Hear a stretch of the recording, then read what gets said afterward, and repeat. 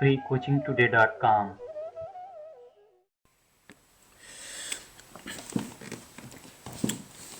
In this lecture, we are going to learn about gravitational potential energy. We know from Newton's law that if there is a mass m1 and if there is another mass m2, then there is a force of attraction between these two masses. Let's say they are separated by a distance r. Now, if I release this mass, then it starts moving away. In other words, the system has some potential to do something. Or you can also say, if this mass is somewhere far away and we try to bring it closer to the mass m2, we have to do some work. Now, in this case, there is the force of attraction.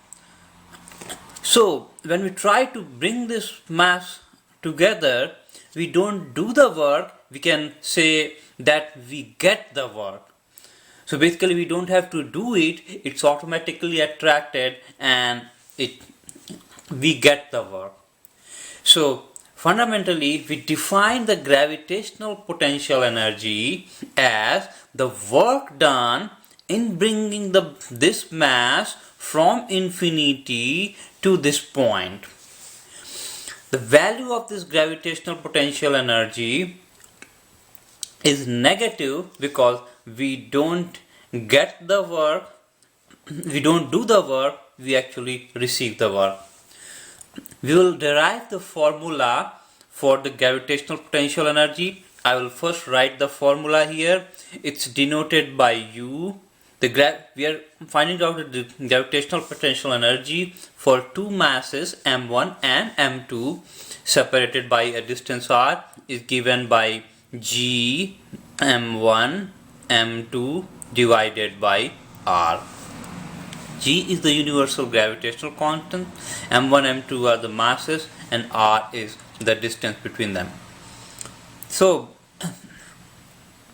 the negative value says that we don't do the work, we get the work. In other words, if I ask you the question, what is the amount of the work you will be doing when you will be bring when you will taking this mass from this position to infinity, because if you try to take this mass away, the force of attraction will not allow you to take it away. You will have to do some work to pull it away. In that case, if you want to find out what's the work done in taking this mass m2 to infinity, that will be W equal to G m1 m2 divided by r.